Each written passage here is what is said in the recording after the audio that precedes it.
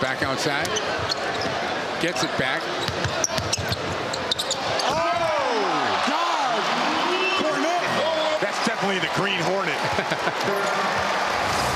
The Green Cornet, Scal. That kind of night inside. The only thing that went wrong tonight. That kind of day inside TD Garden. Yes. Welcome in here to Celtics post-game live, presented by your New England Ford dealers. I am Abby Chin. He is Chris Forsberg, and the Celtics rolled over the Washington Wizards 144-102. That is a 42-point win, Chris. They beat him by Al Horford. 42. I'm that telling math you, I can it's do incredible. all by myself. I had to do the math. But so, like, I mean, when you're bumping in with a highlight of Luke Cornet dunking on people, you know it's been a good night. So, but this is the thing I'm walking away from this game with. The Celtics, we always talk about their defense and how good it's been, and the number one defense in 2022 and lapping the field. But since January 23rd, the last matinee against the Wizards, where Jason Tatum scored 50, went up to another level, the Celtics now have the number one offense in the NBA in that span. It's 31 games, I believe, is the total. This team, if it plays, I know today is like just crazy. Everyone's making shots. Bench guys are going nuts. If they play anywhere near this level in the postseason, they are a problem. Without Rob Williams, season high in field goal percentage and assists, led by Jaylen Brown, 32 points from him. He had 13 in the first quarter. Amina Smith caught up with Jaylen after the game. 32 points, 7 rebounds, and 5 assists in today's game. What was working for you on the offensive end? Just coming out trying to be aggressive. We had an early game, we want to get back on track. Defensively, we did a good job tonight, and we came out with a win. I spoke with Grant Williams at the half, and he told me defensively you guys needed to make some adjustments. What adjustments did you guys make coming into that second half defensively? Just being a little bit more detailed. You know, Rob is out for a little bit, so we really got to, cover for each other, and everybody got to step up. And today was a team that, was playing that didn't have anything to lose, and we guarded them pretty well. A season-high 39 assists in today's game. Just how much better is this team when that ball is hopping around on the court? A lot better. It makes the game easier for everybody. We getting open shots. We need, guys coming off the bench being aggressive. So we played well tonight. We got to keep it up. Last but not least, last game inside of TD Garden for the regular season. You guys get a win in front of fans and Fan Appreciation Day. Just how special is that, and how would you describe the environment? It's great. We've been up and down all year. We've been able to make a run late, and the fans have been, excellent. They've been having our backs, best six men in the league. So as we get ready for the playoffs, we need the fans to take it up a notch, because that's what we're looking to do. Yeah, well, I hope they do. Thanks so much. All right, thank you. We welcome in Scal now on the call. Scal, 144 points. The Celtics put on an offensive show tonight. Yeah, so obviously the big two J's stepping up, and you guys ready to, Abby, you ready to put them over Katie and Kyrie at this point?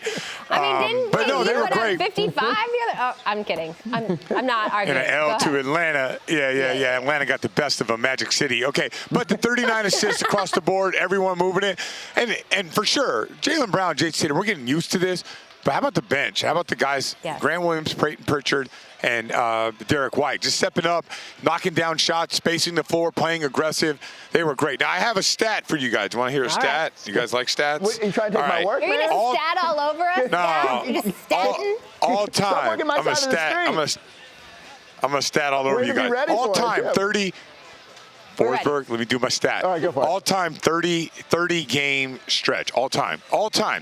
The 72 Lakers, they were a plus 501. The Bucks in 71 who won the championship, plus 464. This year's Celtics plus 336. I'm sorry, 436.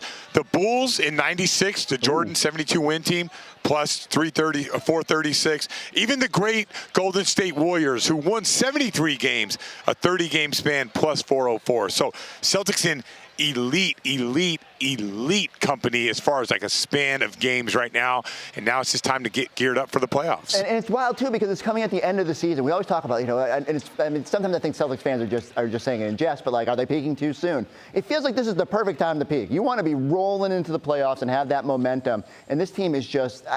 I thought maybe that they'd gotten away from their dominating ways the last couple of weeks. No, like, oh my gosh, they cranked it back up. This is the perfect sort of vibes you want to go into the postseason with the way that they're playing. And Scott, my big question to you, are we watching Jaylen take a little bit of a leap here? Like we saw it from Tatum after that game 44, but it feels like Jaylen is on that same trajectory now of going up a level. Yeah, it's just about, And I told you guys this last year, like when the Celtics are going to take that next step, what is the path? I know, Forsberg, you were doing free agent reports left and right. Who can we sign? And I kept saying to you, I said the path to being a championship team is Jaylen and Jason becoming better playmakers. And playmakers could be a scoring. It could be turning the corner, getting a bucket. It could be pull-up threes. Playmaking, to me, is making the right play. And these guys are making the right play, and they're doing it with an aggressive mindset. And when they're doing this, we're in that conversation. I don't care. All around the league, you can look. You want to find guys that can score, guys that can defend, and guys that can make your teammates around them better. These guys are checking all the boxes right now. And also, they rebound. You saw Jason Tatum on that shot. But Jaylen Brown doing this puts, now you have the conversation of, well, do they have one guy in the top 5 and one guy in the top 15? That's the type of conversations you want to have when you're talking about championship level teams.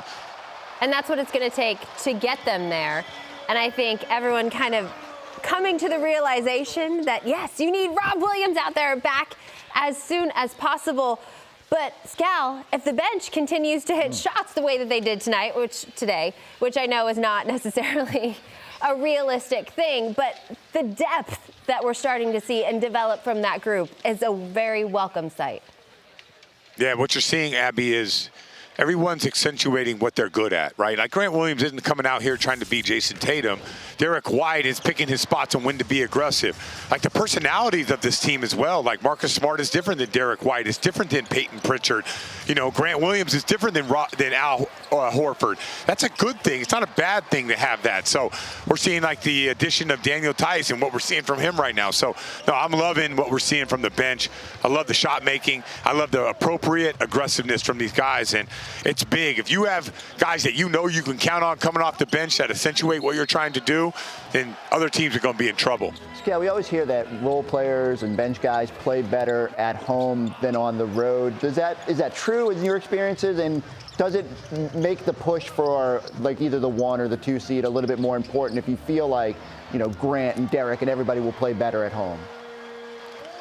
Well, I think like better is a conversation more about like stats, right? Like they get better numbers, but like for these guys, I think those guys will be fine and doing the right plays and making the right plays. And defensively, I'm pretty confident that Peyton Pritchard's going to play well on the road in his role. So I'm more concerned about guys like do your role, do your job. And if they do that, whether it's home or road, I wouldn't be that concerned about home court advantage. But I do look at, and you guys know I haven't wavered on this all year, the Milwaukee Bucks are good. Giannis is a freak. It's going to be tough to beat them. So having home court, that matters. Like having Game 7 in this building, that matters to me. So if someone else, like if the Bucks were slated at 1 and it was Miami, I'd be like, hey, maybe it's not that important, you know. But the Milwaukee Bucks, and you know how their crowd can get loose just like our crowd does. So I think the Milwaukee Bucks I'd like to have home court advantage over them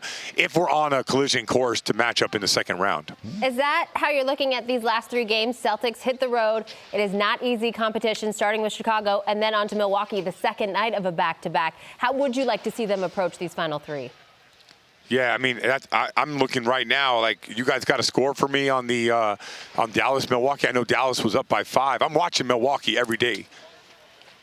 All right, Milwaukee's down 8 the last minute. That's why I'm just getting in my ear right now. So I'm taking that. Yeah, so I am watching them and saying I can control my own destiny. You can go to Chicago, get a win, keep your eye out on the Bucks, see what they do, and then maybe at that point you could rest the guys the last 2 games. But I'm not looking to get to number 1. I know Brooklyn might be floating around 9-10. Maybe I'll take 2 and have home court advantage over Milwaukee. So that's now like the shift that I've made when it comes to the playoffs. We will keep an eye on it. Second seed, first seed. We're having these conversations. It's a fun conversation to have, the way that they're playing right now. Scal, thank you so much. Great job on the call. We will see you on Wednesday. Scal actually going to Chicago, which is exciting. He's a big celebrity there. He big is. Celebrity everywhere, but especially Scal is huge in Chicago, yes. Big deal. I will agree with that. Right now, though, Amina Smith caught up with head coach Ime Udoka. Here she is. All right, Ime, you guys led by as much as 43 in today's game. What was working for you guys on both ends, offensively and defensively? Defensively, other than the second quarter when they had 37, we were really solid. Took them off three-point line. They only got 21 attempts up.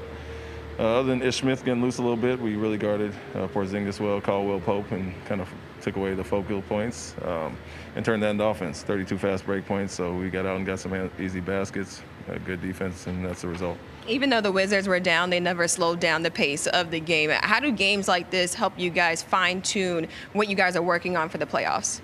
Yeah, it's all preparation. I mean, really good team, really good scoring team that's been scoring great since the trade deadline, so that was a test tonight. Like I said, other than that second quarter, we held them down pretty, kind of kept them in check as far as that, but their pace is tough, and it's something we're going to have to look forward to in different teams, different matchups in the playoffs, so it was a good test for us tonight, and to hold them to 102 was a pretty solid job. And a season-high 39 assists. How have you ingrained into the brains of your players that moving that ball around is key? Just looking at the results. I mean, we understand who Jason, Jaylen, those guys are, and the attention that they command, and how much easier it can be for them and the rest of the teammates, the guys that rely on them for shots, and then it becomes contagious. You see the ball popping around, guys are getting easy shots, and they start to understand that. So we got a great group that's very receptive to coaching, and they see the results of that, and I think it's carried over well second half of the season. All right, well, thanks so much, Ime. Congrats on the win. Thank you. No question about it, it has carried over. The Celtics dominated the Wizards today. I keep forgetting that. In the Sunday matinee, 144-102, the bench.